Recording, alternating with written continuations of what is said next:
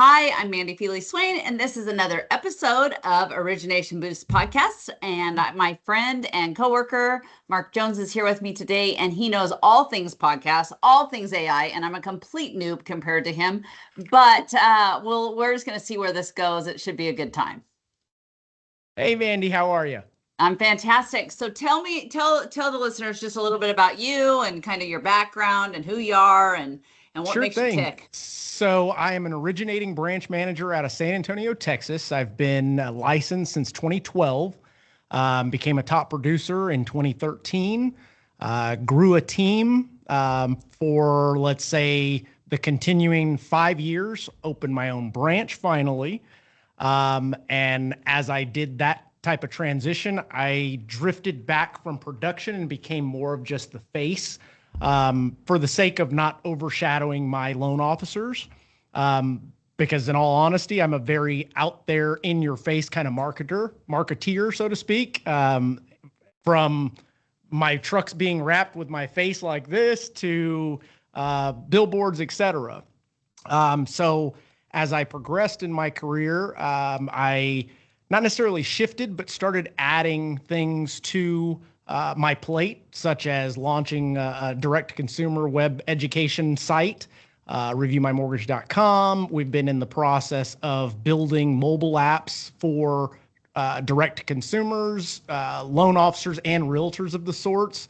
But overall, origination is what kind of fuels everything in my life. Yeah. Well, loans pay the bills, right? That's right. Yes. It's all fun, and as long as you're closing loans. That's correct. It makes the dreaming fundable. I'll say. Well, and your marketing's a lot more organic how you do it.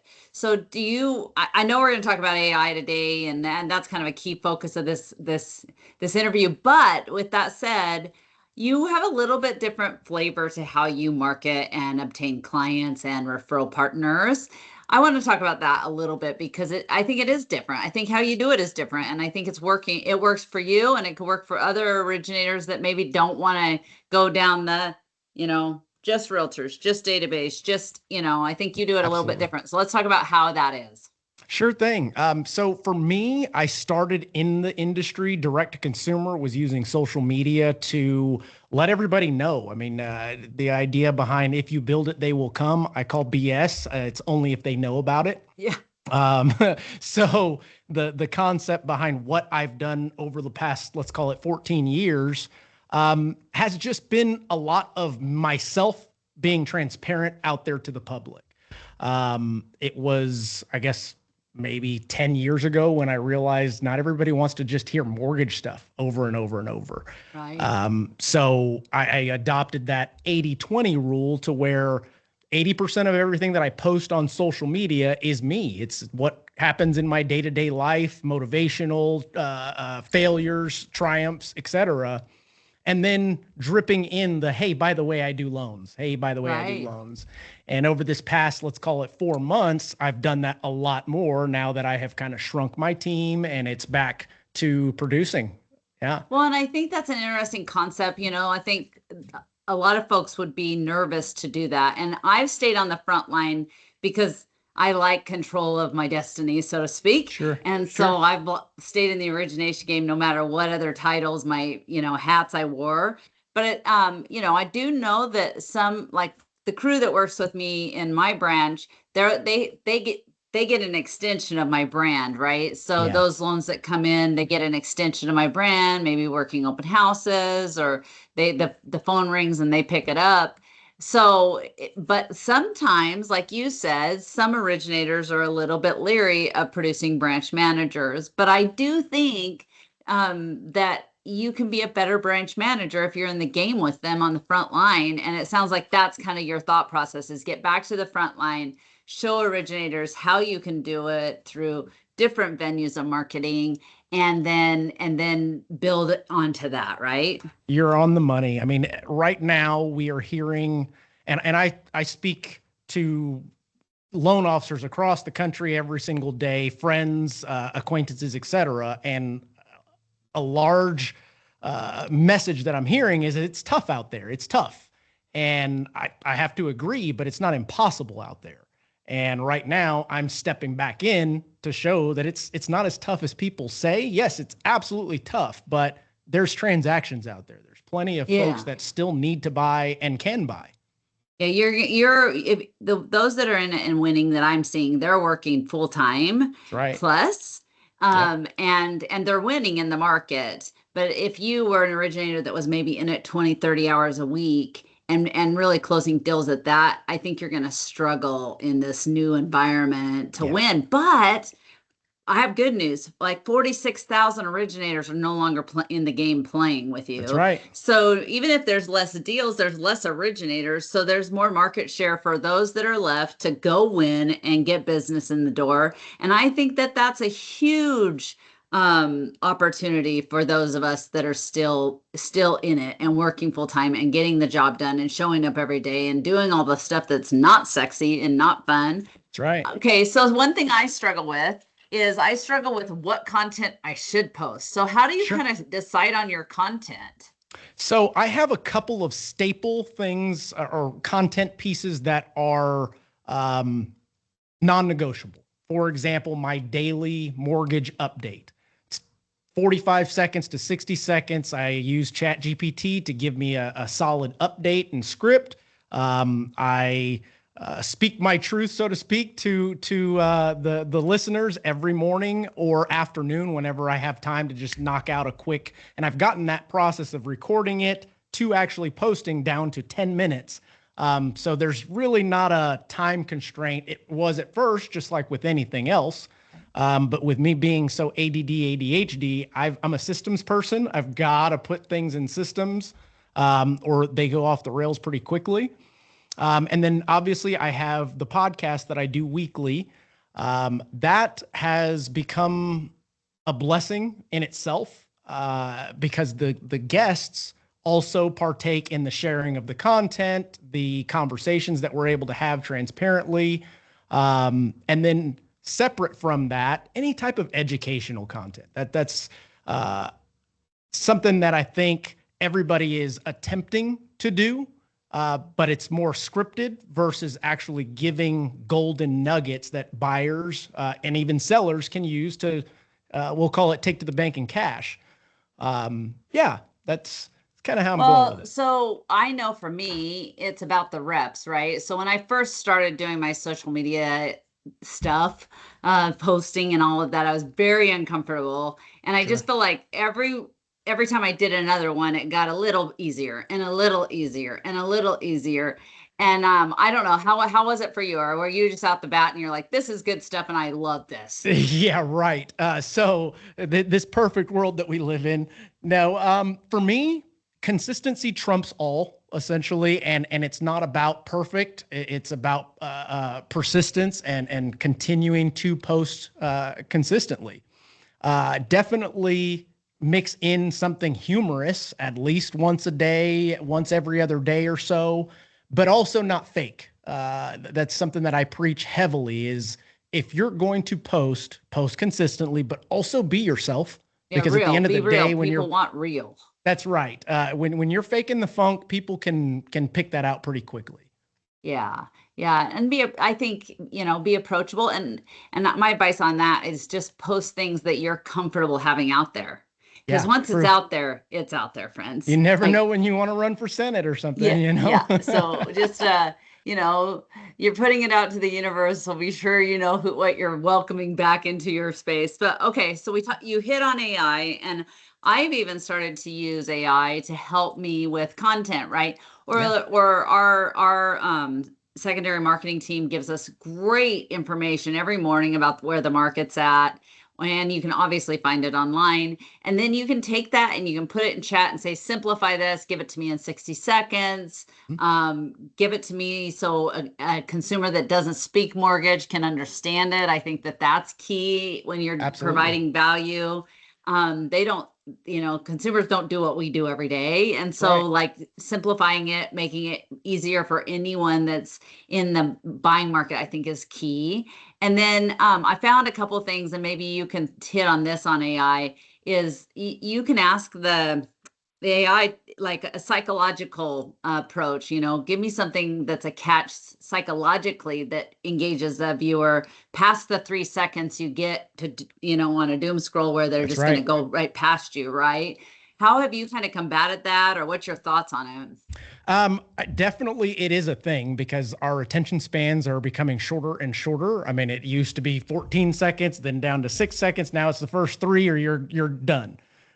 So when prompting, essentially, you want to start with your tone. You want to start with your hook within the first couple of seconds. You want it to be very punchy, and that is a descriptive word, punchy. Yeah. That I think as you progress within your comfort zone, you'll be able to push the boundaries of what you're uncomfortable with little by little. Nobody's saying to get out there, start your podcast tomorrow, or get out there and write us a book, or the things that you've accomplished. But one tip that I can give plenty of folks out there that are struggling with content is jump on YouTube. Start following real estate or mortgage YouTubers that already have content that's proven. Great Literally idea. go to the transcripts, pull the transcripts, throw it in ChatGPT and say, hey, reshape this into my tone, shape this into the way that I speak, ensure that there's no copyright infringement here.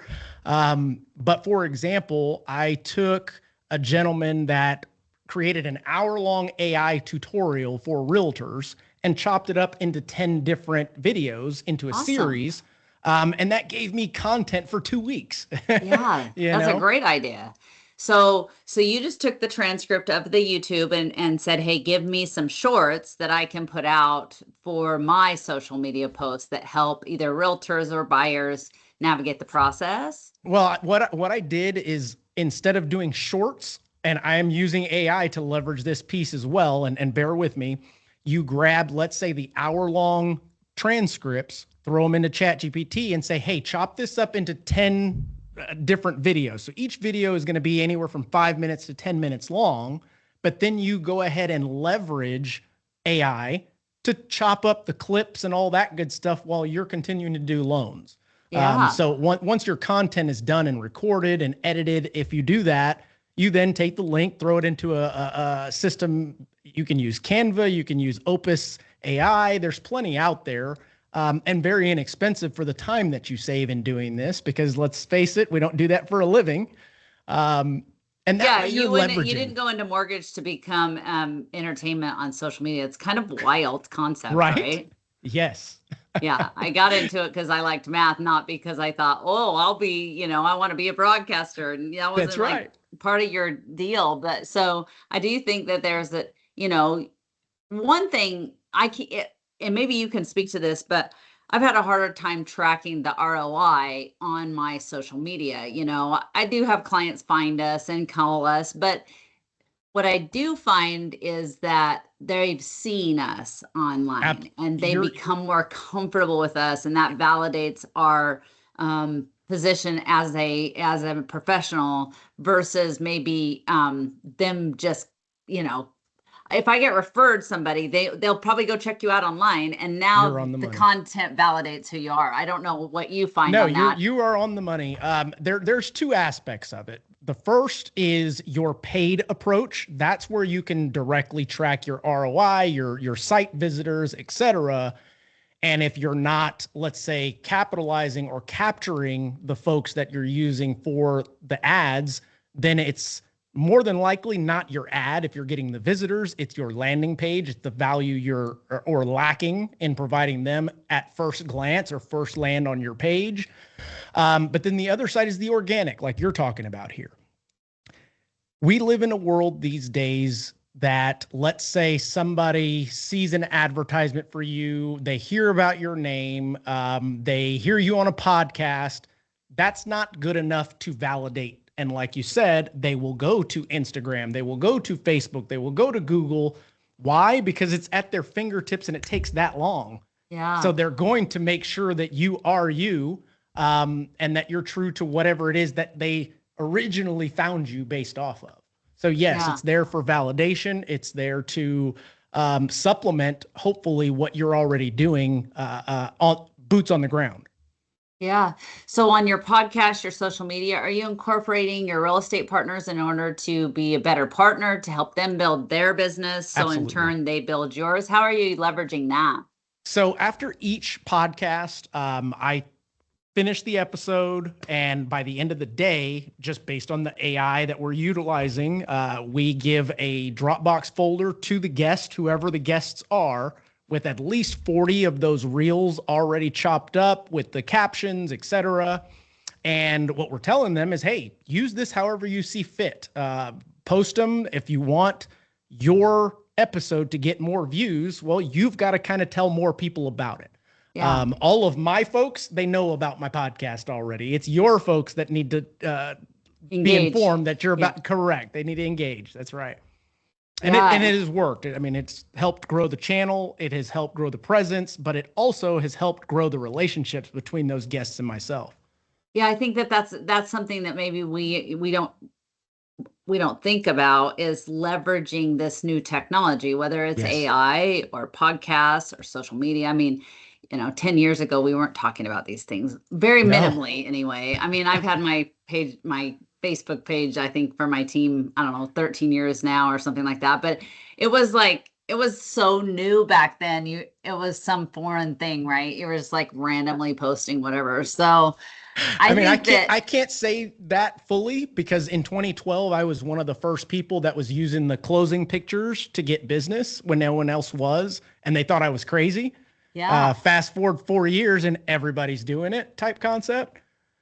Yeah. Well, what do you see for the future? What are you seeing, AI wise, business wise, social podcast, all the things? I know for this little podcast that Miss Candace had me start doing, you had a lot of great suggestions. So if somebody's going to get started and they're like, I think I could do this. I really like visiting with folks and I like talking about different topics. And what's your advice? What I would start with, are we talking about the podcast concept? If Yeah, somebody well, want I think let's separate it. So let's do both. Let's do podcast or social media and how to maintain consistency in it because I Sure. do think that's a thing. Yeah. So let's start with the podcast. With the podcast, don't feel like you have to have all the expensive equipment. Don't feel like you've got to have your structure set up. You don't have to be perfect. Start putting content out there. Start recording. Start putting it out there. And then make sure that it's something that you can actually commit to. Because the worst thing that you want to have is to put out, let's say, your first episode and then to not ever put another episode out again. Yeah. Yeah. Because then it just kind of looks like you're somebody that starts things and doesn't finish. Yeah. In regards to the social media side of things, be transparent, start small, be consistent, and it's okay to put reminders in your calendar to post. I still do that to this day. Like, hey, it's been 2 hours. Make sure to put something on the line. Interesting. So how many times a day are you posting right now? Couldn't even tell you. Oh, really? Just Yeah, whenever whenever it pops in my head, something funny, something educational, definitely at minimum 2 times a day with the educational post and the mortgage update daily. But outside of that, I am one that posts my family. I am one that shares my kids' faces. That doesn't bother me much because it's what got me here, to be honest. Yeah, so I just finished my book and one thing you brought up, or several times I should say that you brought up, is that um consistency Yes. and starting and consistently doing something. And I'll tell you, I interviewed 16 top originators in preparation for the book, and that in itself is really processes, systems, and consistency of what you said. You're like, I'm ADD, ADHD, whatever. I need to have a process and systems and consistency in order to keep me on track. And I think that for top originators is like, it's not secret sauce. It's Right. just those three things make all the difference. And they take great pride and ownership in what they do deliver, whatever that is. And so when I was interviewing them, I thought, they all do it different. Like you and I both do things differently, Absolutely. right? Yep. But I think that the best part about it is that you hit it on the head, is that you're very consistent with what you do, right? You're committed to it and you're consistent. And I think that sometimes, at least for me, and you can speak to this, you've been in the business a long time, the loan officers I see fail are the ones that aren't consistent. I agree 100% with that statement. And I'll even go as far as to say, you don't even have to be good if you can be consistent. Yeah. Let's be, Yeah. as long as you are consistent and you show up and you do what your needle moving activities are, you're going to find success. Now, the greater success is when you can start leveraging and elevating your education to be able to become an expert to your clients, become that advisor, that true advisor. But for those that are struggling, start with one thing and then move on to the next, kind of like a habit stacking concept. Yeah. Yeah. But it doesn't have to be as difficult. Start with your small needle moving activities. Truly. Yeah, and I love that you said just pick one thing, because for me, this was pretty overwhelming. I was like, okay, we're going to do a podcast, and we're going to write a book, and we're going to do this, more social media, and you're going to do videos. And I have to say that just like taking the pie, if you took it as a whole, you would have been like, whoa, that's a Yeah. lot. And Yeah. so I love that you're like, hey, just try one thing and become really proficient at it where it becomes second nature to you. You're like, okay, I record my daily mortgage minute every single day, and it becomes a habit or a pattern. And then Correct. you can add to that in the future. But if you try to just eat the whole pie, one, you're not closing loans because that pie is pretty big. And Yeah. again, like we said earlier, closing loans is where the money's at. So you have to find a way to leverage all of these different cool things in order to, at the end of the day, close loans, because it's all for naught. If you don't have loans to close, you don't have a means to pay for all the marketing that you're doing on social media or whatever, right? That's So right. I That's don't right. know. I think that I love that you say just try one thing, like just Yeah. start. Yeah. And I guess another little nugget for those, because I would imagine there's plenty of non-top producers that watch your Yeah, podcast. absolutely. Um, for those looking to become a top producer, but also sustain this odd thing called balance, they need to let it go. There is no balance. It's more so prioritization.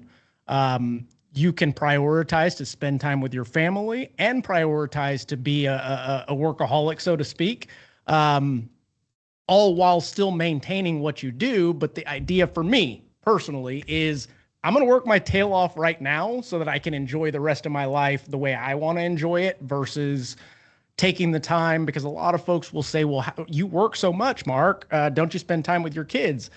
Absolutely. That's the only other thing that I do besides what I'm set out to do in life, so to speak. And the reason for that is I'm willing to take the sacrifice on the other things so that I can live a little bit different than most. I didn't grow up with money. I didn't grow up with means. But I definitely want to see what my kids are like when they have a little bit of means, when they have a Yeah. little bit of choices, while still instilling that hard work ethic, the failure, continue, keep going mindset. Yeah, I think that it's a very valid point. A few things you hit on, get your significant other involved so they understand the path you're going down. That will really help you just you have your tribe around you, right? Your kids Right. understand what you're trying to accomplish, your spouse understands what you're trying to accomplish, and then as a result, if you have to take that phone call, they are on board with that and they understand what you're playing for, right? And Right. I think the other thing that you mentioned is you're very present when you're with your family. Like you're like, I may only get this much time with them, but I'm going to be all in at that time, and I'm going to put my business here because I gave more to my business. I always thought, with my kids now looking back, and this is something I'm proud of, is my daughter is 21, my son is 17, and they look and they don't feel like they lacked my attention, because Right. the mortgage business is a wonderful business because I was able to go to everything since they were That's in right. tiny nuggets in Montessori school. I didn't really miss anything because I was able to adjust my schedule around their lives. And Right. so for me, even though you work weird hours sometimes as a mortgage loan officer, I think that it does give you opportunity to have more chance to spend if you're going to have kids with your kids. That's at least my take from I mean, my. you hit on a pretty solid point in life, not lesson, but like I don't know, something you live by. My wife has a tattoo that says, "Wherever you are, be all there." Yeah. Period. And that kind of goes to what our MO in life is you're getting get pulled in many different directions, but when you're in that seat, it's time to put that hat on type concept.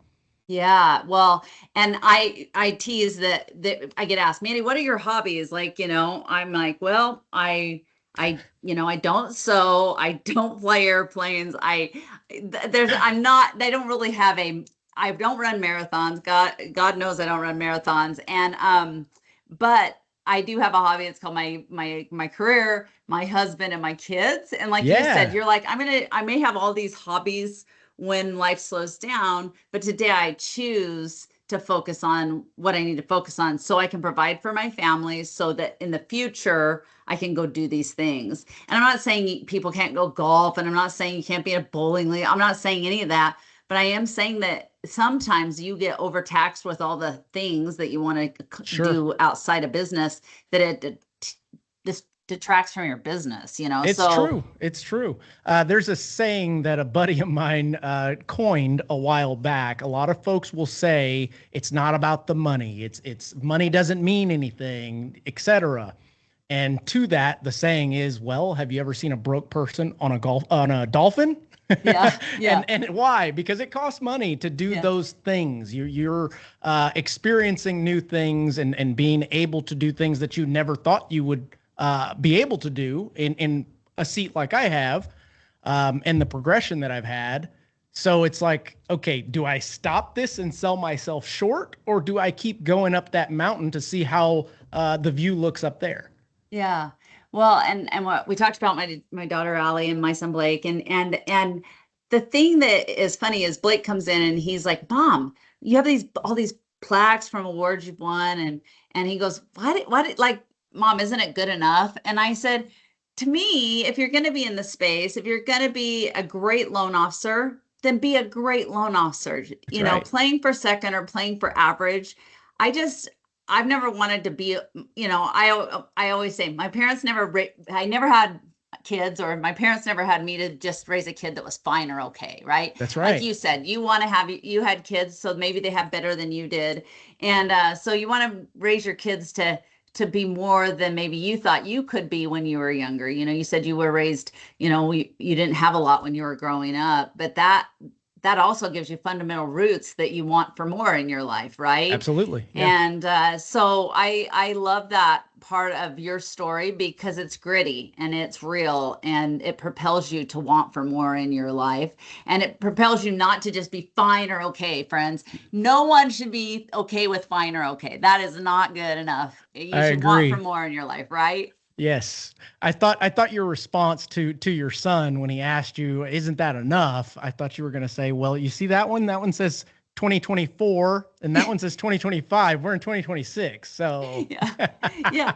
Yeah, that's good. That is good. Like, what are you playing for this year, right? that's That's right. old news, friends. That, if you've got plaques from the 80s, you might want to put them away because that's old news. That's right. Granted, if you survived the 80s in the mortgage space at 16% rates, then I might think you might need to pull that plaque That's out. I don't know. impressive. Yeah. So let's say with AI as we move, is there anything that's freaking you out about AI in the future? There is. I mean, I'm somebody that is a huge user of AI. I don't claim to fully understand everything about it. I know how to utilize it. I know how to leverage it. And I'm leveraging it for some pretty high level things. But at the same time, there's always the fear of what happens when it starts thinking for itself. What happens, and these are bigger concerns that I have, not necessarily how it's going to affect the mortgage industry, because I think all of the benefit or all of the traits of AI are going to benefit the mortgage industry, real estate industry, many different industries. Is it a shame that there's going to be so many job losses? Yes and no. Yes, it's a bummer for that, but at the same time, the same concept took place when we invented the next whatever it was. We tend to evolve as a species, and I feel like this is the culmination of a new evolution in what we are able to do that allows us to spend more time doing what we love to do. Yeah. I thought, okay, so I just spoke to an underwriter and she'd been in the business a long time underwriting loans. I think her DE's a low number. So that gives you perspective. But Yeah, she said when AUS and DU and LP, all those things came out, they were like, that's it. Underwriters are done. that's right. Everything's going to go away. We're going to lose underwriter. No, it became a new tool that we got to use in order to make our business easier, right? Absolutely. And you can say that with the biscuit, sometimes the system we don't agree with the AUS system, or it tweaks and then we lose our approvals. Those are all pains in the butt. Those are all things that are pain points for originators. Trust me, I'm Sure. right there with you. But I thought it was funny because I thought, oh my gosh, so people are saying like AI, it's going to take away the originator, it's going to take away an underwriter's job or a processor job or a closer. You may not need as many in that department, but Right. I think that borrowers, honestly, at least from what I've seen, each loan is not built the same. You're on the money. Each Yes. story is different, and so I just feel like maybe companies get more efficient, and as a result of that efficiency, yes, maybe companies grow and don't have to hire new people because they're more efficient, and that's good for consumers because cost goes down, right? That's Because exactly that's been correct. a big part Yes. of the business. Yeah. And that's a tough thing that you'll hear the media say is such a negative thing, but then at the same time, you can't have your cake and eat it too. Mortgages are so expensive. Well, we're going to do our best to implement these tools. But wait, you're going to lay off people. Okay, well, what do you want here? Type concept. Yeah. Same concept. Let's call with a minimum wage, raising of the minimum wage. Well, your food's going to cost more because of it. Right. Oh, it's basic economics. Yeah.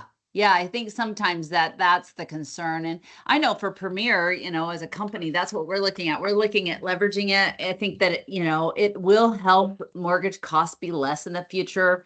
And I do think that our employees get efficiency pickups. Maybe, Agree. we get docs in 4 hours. Maybe those get faster, and Yeah. and maybe we get to the closing table quicker for our customers. And so I think that instead of looking at it and being doomsdayish about it, I think you're doing the right thing by saying, I'm leveraging it in a lot of aspects of my business to help me gain business. And if Yes. we can live in that mindset of abundance and not scarcity, because I think that mindset I'm of all scarcity about that. kicks in, right?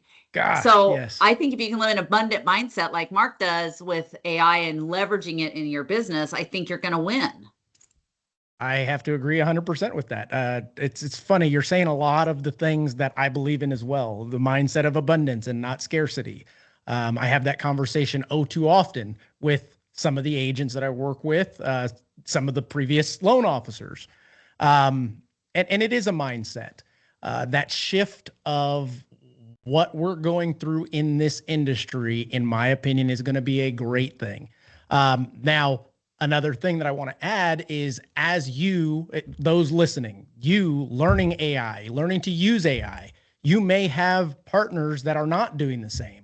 Take the time to show them how to use it because now you're providing value in a completely different way outside of the normal bubble of what you're used to providing. Yeah, I love that. I love that you're like, hey, become an expert. It used to be become an expert at this product and go pitch the product. And so I think what you're saying is become an expert in AI or social media or a podcast, and then leverage that as your value proposition to new real estate partners to say, hey, That's right. I can help you with your business. I can help you win. I can help you learn. I'm there for the ride, right? That's and right. so that's what you're doing in addition to the consumer aspect of it. 100%. I have a coach, and it was probably 8 years ago that she educated me on the focus funnel. I don't know if you've ever heard of it. It was oh goodness. What is his name? Something Vedic. Anywho, so the focus funnel essentially says everything that it takes for you to do your job, list it out. These are the tasks that it takes. So then you take that and whatever you can automate, you automate, delegate, eliminate, etc. And then everything left, that's for you to do. But that first one of automation has become so big of an opportunity and time grab that I'm educating as many loan officers. Hey, let's meet on a one-on-one. Let's do a simple business plan. I'm not talking elaborate, just a one-page. What are your needle-moving activities? How often are you going to do them? And then what on this list do you really have to do yourself? Yeah. A lot of folks are scared of letting go, but then once they experience it, they're like, wow, what do I do with this time? And the answer is more needle moving activities if you're trying to grow, you know? Yeah, I love that. I love it so much. I did that with my team's amazing and they've been with me a long, long time. And so we did this exercise because I wanted to see, so we listed all the kind of task, like you said, Right. in an Excel spreadsheet very easily. And then we went through as a team and I said, you put your name next to the things that you work on the daily. And we realized that if we could shift some things around, we gained more time as a team. We gained more capacity as a team so that we could add in, or we realized, whoa, this one person's desk is so crazy that no wonder they're backlogged, no wonder there was a bottleneck. And so I'd encourage you, if you're an originator out there and you're like, well, what do I do all day long? I love the idea of making that focus funnel, like you mentioned, of saying, okay, what are my tasks I do every day? And then what if I spent money and invested in my business to help get some of these things off my plate? Could I have more time to go market, get more loans, have more relationships, have more conversations, meet more individuals? Because that's ultimately the name of this game is the more people you can talk to, the more likely you are to close them. Shake hands and kiss babies. That's it. Yeah.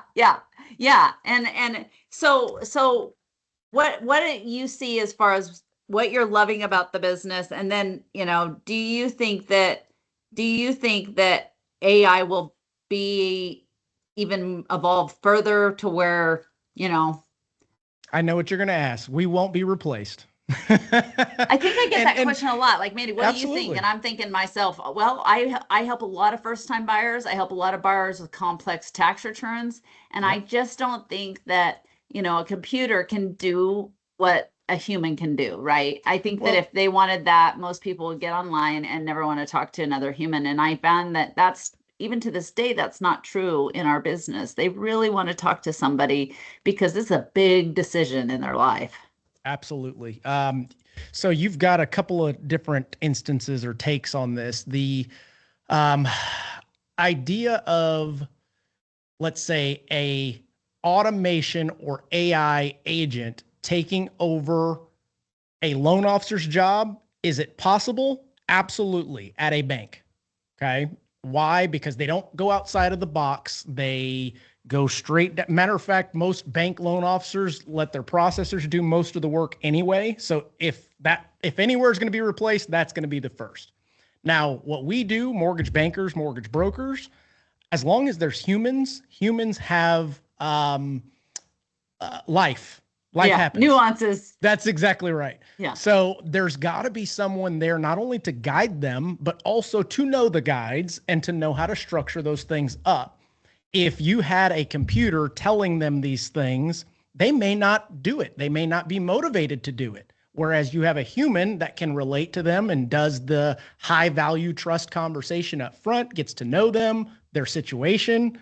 Now that human knows how to speak to these people and how to explain their situation, in addition to explaining the solutions to how this deal could possibly work. Yeah, whereas AI is going to say, a computer is going to kick it out That's and right. say, here's the facts, right? That's right. I don't think it's going to give the heart of the matter, right? No. Some people come in and with rates, and I've experienced this, and they're like, whoa, I don't know if I can handle the payment. But I think that sometimes that human connection of saying, well, have you thought about the tax implications of owning a home, that are going to benefit you? No, I had never thought about that. I just thought I need a place for my dog. And I think sometimes originators overcomplicate things. Like the customer came to you because they can't stand being in an apartment space and they wanted a garage. that's why they want to move. That's And right. so sometimes we get caught up, even us as number people, get caught up in the numbers versus looking at why somebody engaged to buy in the first place, I think. That's right. And so if we can stay at the heart of the matter, a computer can't give the heart of the matter. I agree. And that's why I'm a huge advocate for the high trust interview, the upfront loan officers that got in the business, let's say from 2020 through, I don't know, maybe even today, didn't get to learn that value, that trait as a loan officer or salesperson in general. You need to learn about your customer. There's a point in time, especially the first touch, where you need to ask some questions and then shut up and listen. Right. That allows, they're literally telling you what their pain points are. They're literally telling you how you're going to help advise them to move forward. But if you're not doing that, well, then you're just going off the basics of my interest rate or my down payment. I mean, you got to be able to be a little bit more versatile than that. Yeah, just understanding what they're really wanting. Sometimes the math doesn't explain the whole story, and I think Right. some, when you do, my friend Sean Parker out in Missouri, he'll tell you he would much rather do a face-to-face meeting with somebody because he has a better, interpersonal connection with somebody versus going through, a website or, and I think there's many ways to get business in the door. Don't get me wrong. I think that, the point of sale is critical, over the phone applications for convenience.